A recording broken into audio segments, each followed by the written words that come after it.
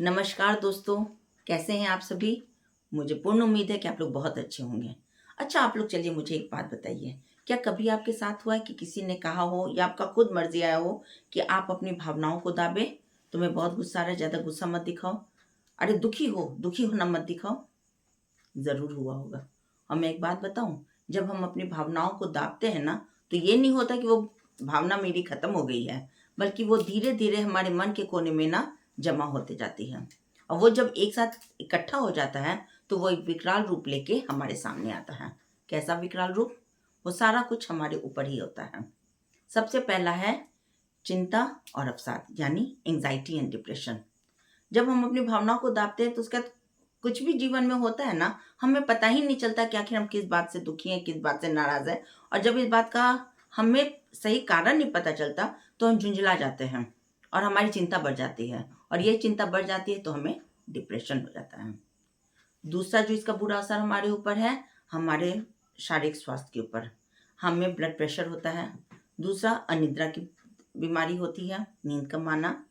तीसरा जो है सर में दर्द होता है। और चौथा इम्यून सिस्टम हमारा खराब होता है। तीसरा इसका असर है हमारे लोगों के साथ व्यवहार में, उनके साथ रिश्ते में। जब हम अपनी भावनाओं को दबाते हैं तो उससे क्या होता है कि हमारा जो सही कारण, हम किस बात से झल्ला रहे हैं, हम सामने वाले को किस बात से हम इरिटेट चिड़चिड़े हो रहे हैं, सामने वाले को बता नहीं पाते और सामने वाला चाह के भी हमारी मदद नहीं कर पाता, और इस कारण हमारे रिश्ते में दरार आ जाती है। तो ये सारी बातें जो हैं बहुत ही बुरी है, ये सही नहीं है।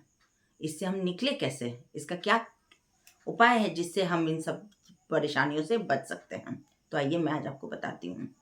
पहला जो है, अपनी बातों को ना आप कहीं कहीं लिखिए, किसी डायरी में लिखिए। जब हम अपनी भावनाओं को, जिससे हम जूझ रहे हैं, जो हमारे अंदर आ रहा है, लिखते हैं ना, तो उसे कोई जज करने वाला नहीं होता और हम अपनी पूरी भावनाओं को कॉपी में लिख डालते हैं, जिससे हमारा मन हल्का होता है।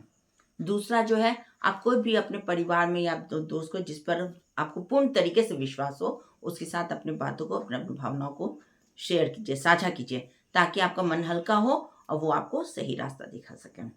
और तीसरा जो है वो इसका है कि हमें अपनी बातें ना अपने भाव से दिखाना चाहिए। अगर हमें गुस्सा आ रहा है तो गुस्सा दिखाओ, हमें चिड़चिड़ा हो रहा है, हमें किसी बात से दुख हो रहा है तो दुख ही दिखाएंगे, हम रोएंगे। हमें रोकना नहीं चाहिए और ना किसी को रोकना चाहिए, ना खुद रुकना चाहिए। क्योंकि जो ये कहते हैं कि रोना अच्छी बात नहीं है, रो लीजिए, रोने से मन हल्का होता है। इसलिए अपनी भावनाओं को अपने व्यवहार में आप दिखाइए।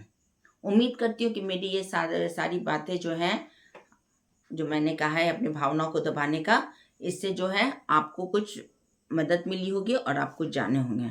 अगर आपको मेरी ये सारी बातें अच्छी लगी हों, पसंद आई हों और आपको कहीं मेरे मदद करने जैसा आपको लगा हो, तो प्लीज़ ये आप अपने दोस्तों के साथ मेरे इस वीडियो को शेयर कीजिए, ताकि उनकी भी मदद हो सके। और अगर अच्छा लगा हो तो लाइक एंड सब्सक्राइब का बटन दबाएं। नमस्कार।